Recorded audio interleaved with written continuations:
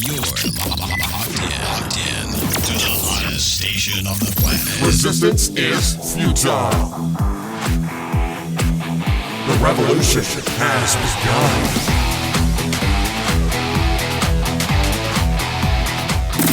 You're listening to Rebelpreneur Radio, helping you break the rules and build the business you need for the life you want. And now, broadcasting his pirate signal from somewhere beyond the status quo, here's your host, best-selling author, marketing and media strategist, Ralph Brogden. Hello and welcome to Rebelpreneur Radio. It's the show that helps you build the business you need so you can live the life you want. I'm Ralph Brogden. We talk about how life and business are connected.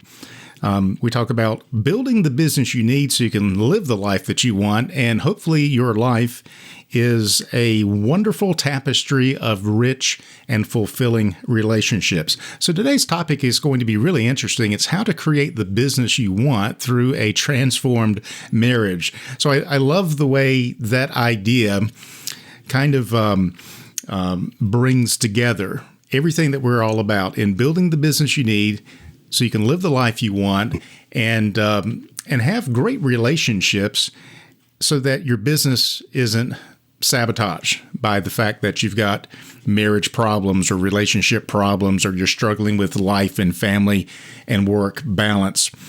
So today's guest is going to help us make sense of this.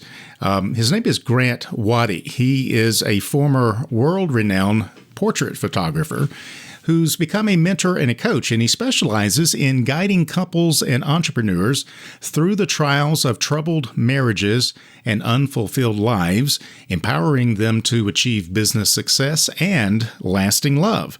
As the founder of the $1 Million Marriage Program, he has assisted over 5,000 individuals. His inspiring journey from adversity to happiness motivates listeners to harmonize a fulfilling marriage with their entrepreneurial dreams. Join him as he unveils the keys to a life and business you truly desire. Grant, welcome to Rebelpreneur Radio. Thank you, Ralph. It's wonderful to be here. And I really want to acknowledge you. I've just been listening to some of your wonderful podcast, your episodes with Gary Marler and another one with Steve Sims. And I think it's a wonderful work that you do. You know, it can be really quite lonely as a business owner, as an entrepreneur, and just being able to plug in and listen to some of that wonderful guests that you've got is wonderful. So thank you for the work you do. Well, thank you for the encouragement. Yeah, Steve and Gary, and wow, so many over between 300 and 400 episodes now that we've done of this, and talking with people from all backgrounds. It's really a wonderful experience. I learned something from everyone I talked to, and so when I saw your topic for discussion today, I thought, wow, that's something that will bring so much value to our listeners. How to create the business you want through a transformed marriage. Before we get into that, tell us a little bit more about who you are, what you do, and who you help. Yeah. Thanks, Ralph. So essentially, I help successful business owners, as you mentioned, get the business and life they want by transforming their marriage. Just a little story. I was listening to one of your episodes, and you mentioned Jay Abraham, and the interesting thing was he talks about how he spent $500,000 on mentoring, when he was going through this midlife crisis. And I'm telling this story because when it just relates exactly to what I do. And anyway, he would buy a week at a time, right, of this person's time. And then if he didn't use it, he would give it to his friends and his family to try and fix them. Yeah.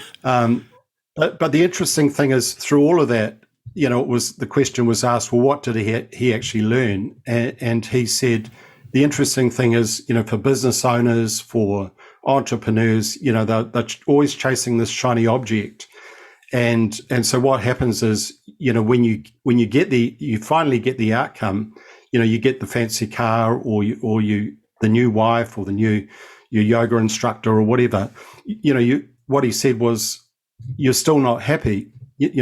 the heavens don't open, the angels don't sing, we don't reach nirvana, we don't find the happiness that we really, really want. And so for him, the journey is the outcome. You know, the journey is what it's all about, the process, enjoying the journey. And I'd go a step further to say it's actually happiness is within you. You know, the shiny object is within you.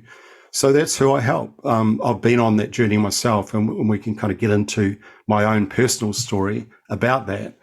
But I help business owners and entrepreneurs because I have been one my whole life. And then, you know, I had everything and lost it all. And now I've been on that journey to find inner peace and inner happiness and kind of the shiny object that's within, and then tapping into that to then get the business you want. So it's almost like the life you want's already inside you in terms of the outcome. And then it's about creating whatever you want, kind of like the Booby Prize. You don't need it to be happy because it's already within you. I'm glad that you mentioned Jay Abraham. He does talk about his therapy and how many tens and hundreds of thousands of dollars he spent on that. And it reminds me also of Tony Robbins. You know, he's talking about success and personal development, personal power for all these years, a wonderful track record. But he's had marriage problems. He went through a divorce and then a remarriage, and no judgment, because these things happen, but it just underscores for me that there's always opportunity for us to learn and grow in our relationships. There's always a temptation as well as business owners and entrepreneurs that we get so focused on whatever it is we're building that we're leaving something undone at home. And that's where the Rebelpreneur mindset is. Let's figure out the life that we want first, and then figure out how to design the business to give us the life that we want, so we're not sacrificing our marriage and our health and our relationships in the process. So that is, it's encouraging that people are finding that out after they've gone through it, how to fix that. Even better if we can learn those lessons now and not have to experience those hardships. You started out as a portrait photographer. What happened that caused you to shift from doing that to helping entrepreneurs as a mentor and a coach and relationship and marriage counseling? How did that come about for you? Yeah, it's a really interesting story when I look back. Very quickly, I was raised on a farm, on an orchard, and always was looking forward to my first day of school, and so I went to school on my first day, went up to some boys on the playground, asked them to play with me, and they told me to go away, and so that's when my entrepreneurship was born. I think most entrepreneurs are born from this feeling of like, I don't really belong, I don't really fit in. And so then to prove that I would fit in, I became focused on achievement. I became a deep thinker, read a lot of books, always searching for, how can I really belong in this world? And so I focused on sports, I focused on achievement. I'd kind of do anything that was entrepreneurial. Like I can remember going for a run one day in university and seeing all these long lawns and, knocking on the door and saying, hey, would you like your lawns mowed? And, by the end of the run, I had a lawn mowing business. If I'd only known about franchising then, I would have had the first lawn mowing franchise. But that's just an example of how I was as a young person. So I went to university, got a horticulture science degree, and then my boss wouldn't give me a raise, for my first house because I had a baby. So I quit and went into financial services selling, which I'd never done that before, but I kind of had to, and then went into sales management, and I was really unhappy. So a friend was running a portrait studio, and I said, oh, that'd be really cool, creative. So I became a portrait photographer, and then eventually we had one of the largest studios in the world. But we transitioned from that, having done the strategic course, Dan Sullivan's, what do you really want to do? Kind of tying back into if you had a blank sheet of paper and you had your ideal client. So I'd done some work for a princess, and she introduced me to the King and Queen of Malaysia and the Prime Minister and some billionaires. So we transitioned our business to, producing beautiful handcrafted portraits on canvas, and we'd paint them with oils and put a gold frame, and they were sort of went from a $2,000 family portrait to a $50,000 work of art. And so we had the most glamorous life ever. But the interesting thing is, Ralph, I almost lost it all because I'd lost myself. I'd lost my values, and for me, the most important thing was my family. And through that process, one day I was really searching and saying, well, who am I? Because I'm living this kind of double life. I'd fly to Malaysia and we'd be picked up in limousines and stay in, eat and drink with, the king and the queen and that sort of thing. And one day I said to the king, what's it like being the king? Look, this amazing palace, there's gold and everywhere and people running around looking after you. It looked like a dream. Are you happy? And his answer shocked me. He said, no, I'm not happy. The palace is like a prison to me. I'm at the beck and call of the government. I can't do what I want. I can't even go shopping. And then that just ruined my whole definition of success. He had all the money and the power, but he still wasn't happy. It's like what J. Abraham said, the heavens don't open. And then I went to see Najib, who was, became the next Prime Minister of Malaysia. And same thing, I said to him, are you happy? And he said, no, I'm not. I've just come back from a party with the Sultan of Brunei, party for Michael Jackson. He showed me a gold camera he got as a present, gold like a camera, solid gold. And I just couldn't believe it. And he said, I'm not happy. I'd be happier if I was as rich as my mate, the Sultan of Brunei, who at that time was the richest man in the world. So that completely shattered my definition of success. I was really confused because I thought, we had quite a good life back in New Zealand. Sorry for the long story, but here's the crunch line.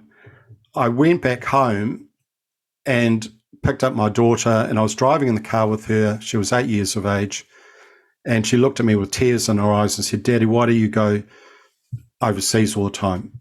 And I tried to say, well, it's because of the money and it's better business. And she said, well, we've got a nice house. We've got a nice car. We don't need any of those things.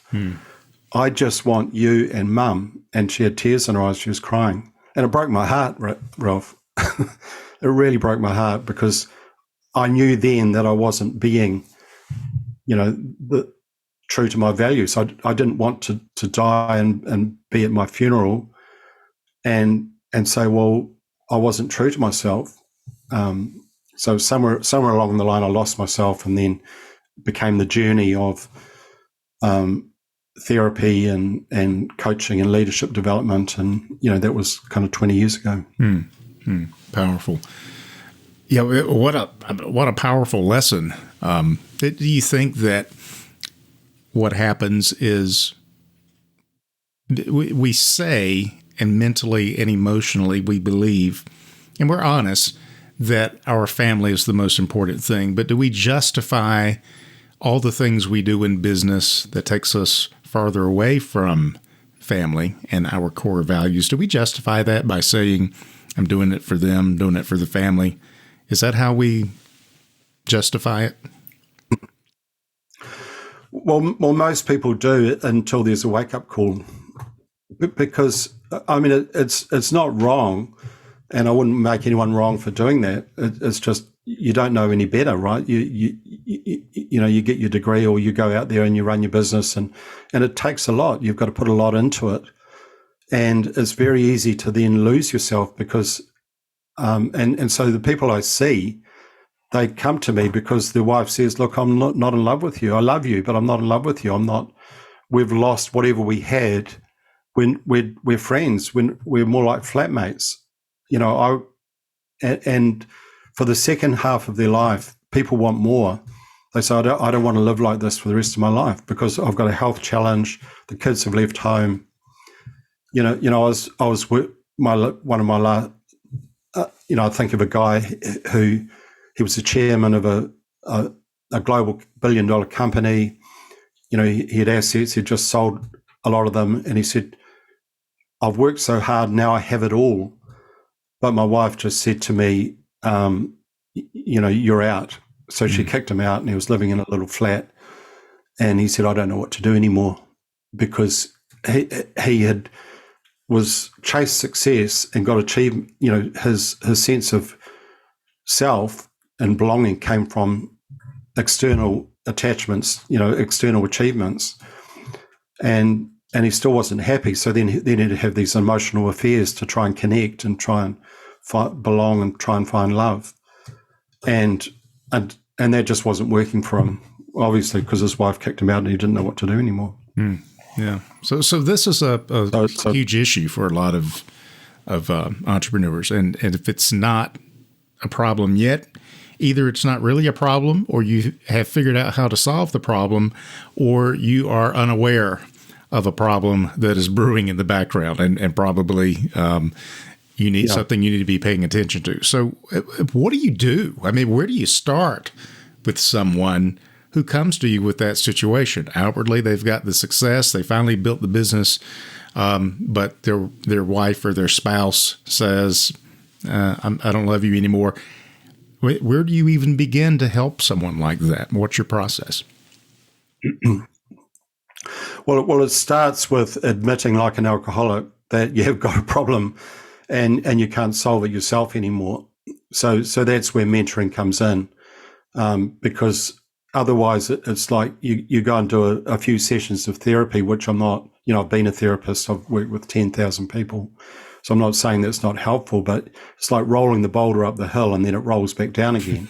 You need a solid process to actually rediscover something within yourself that's within you all along. So I call it the be, do, have problem. It's like, I've got to do this so I can have that, so I can be happy.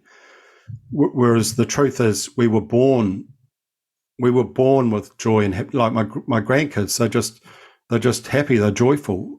You don't have to do or have anything to be happy.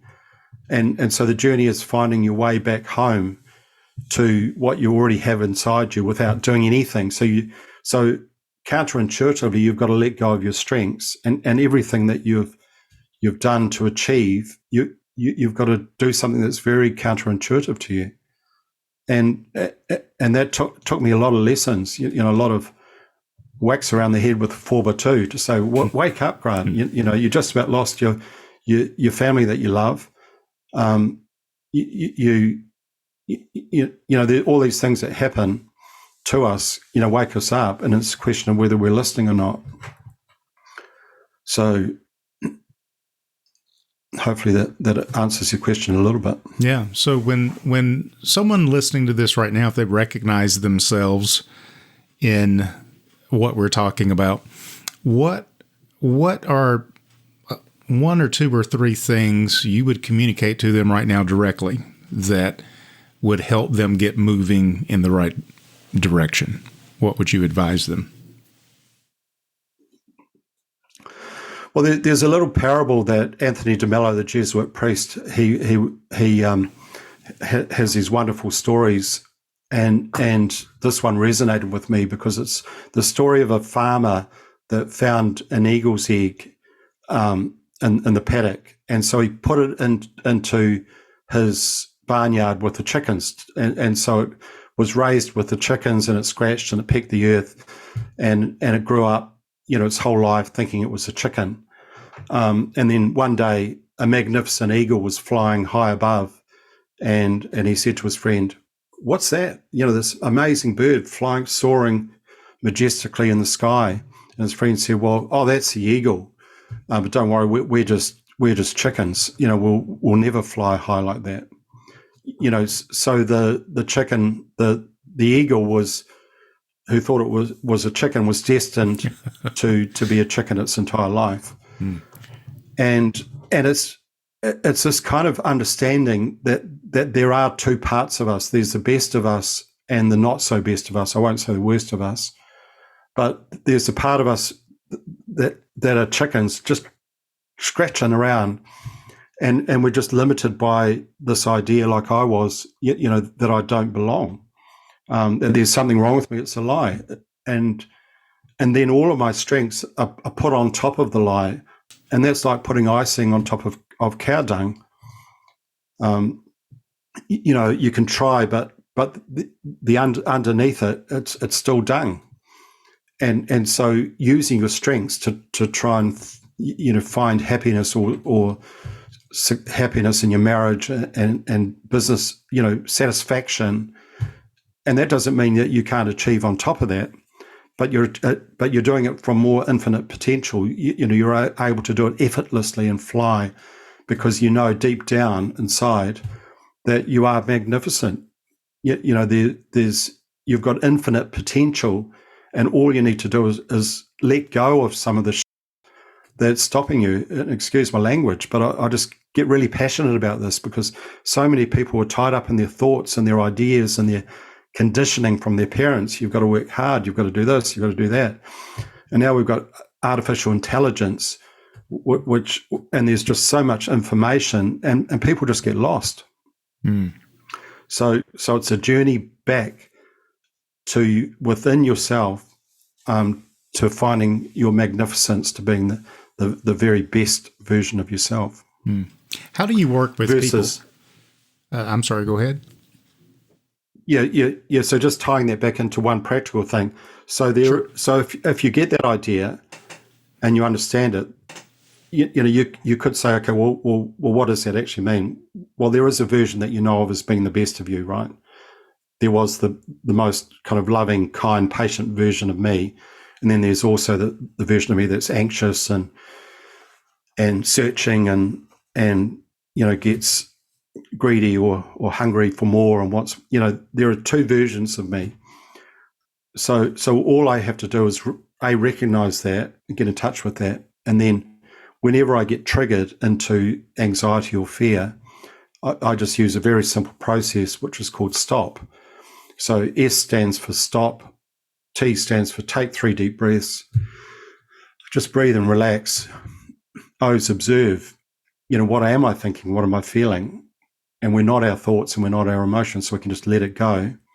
And P is proceed with kindness. Just be kind to yourself and relax, and then choose to be the best. I'm going to be the best of me in this moment.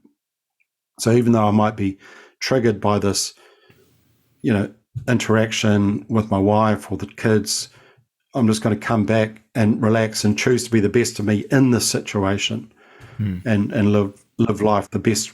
The best. Always choose to be the best of me, and that becomes like a mental fitness process. I love that acronym, STOP.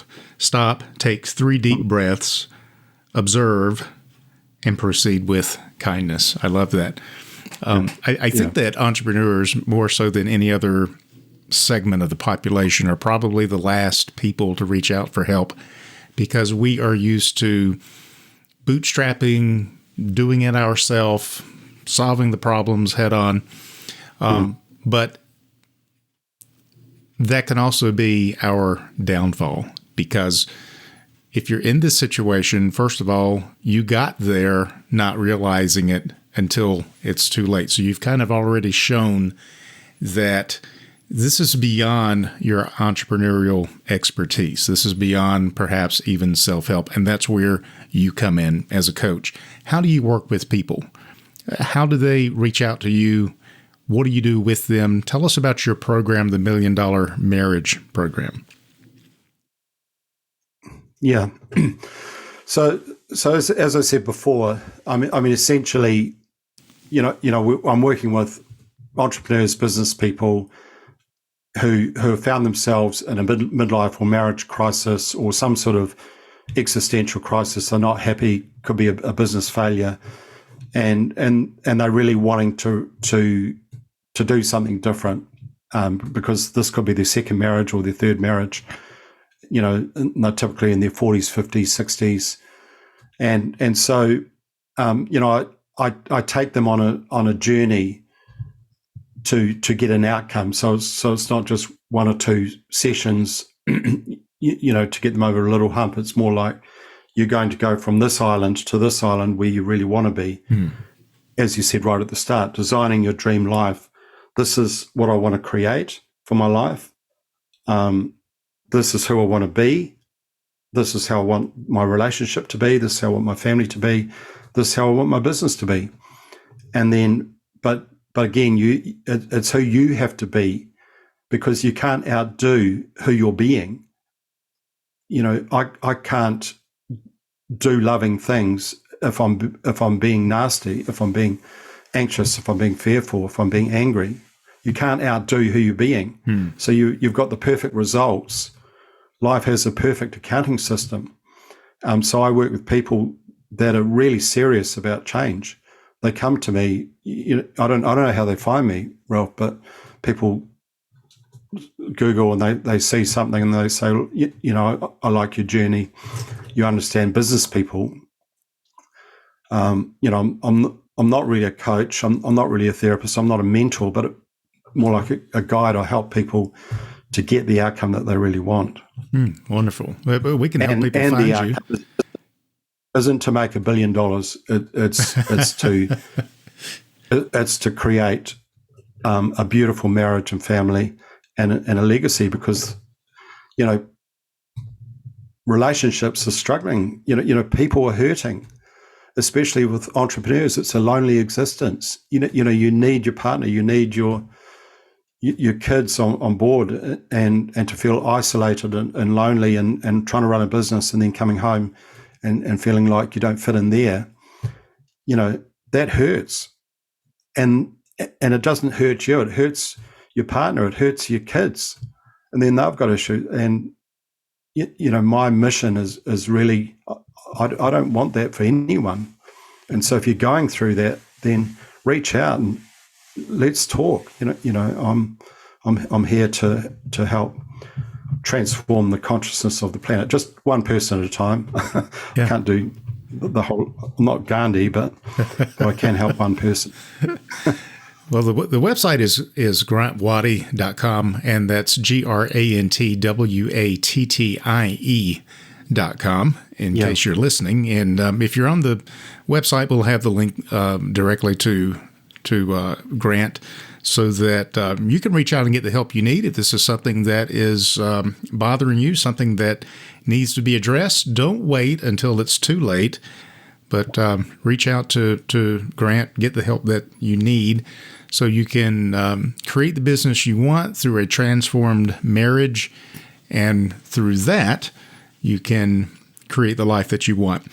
So this has been eye-opening on many levels. I hope that it inspires people and motivates them, if they're going through this, to get the help that they need. So any final thoughts or words of wisdom that you'd like to leave us as the last word? Everything I say is supported by my wife, Christine. We're coming up to our 40-year anniversary. We've been together, and none of this would be possible. I wouldn't be able to say this, and really, she is the strength behind me and our family, and she's also a leadership coach and mentor, and we went on this journey together. So you really can have it all. You can have a wonderful marriage and a great business and the life you want. And as Rumi said, you were born with wings. So why would you prefer to crawl through life? And my final message is, if you're crawling, you don't have to crawl. You've got wings, and it really is possible to create the life you want, the marriage you want, the family life you want, and the business you want. And really, that's what I've got to say. Wonderful. And thank you so much, Ralph. Thank you, Mr. Grant Wattie, grantwattie.com, and appreciate your sharing your expertise with us on Rebelpreneur Radio. Thank you so much. Thank you, Ralph. It's been a pleasure being with you. I love your style. You're very easy to relate to, and the work you do is is fabulous. Thank you. Thank you.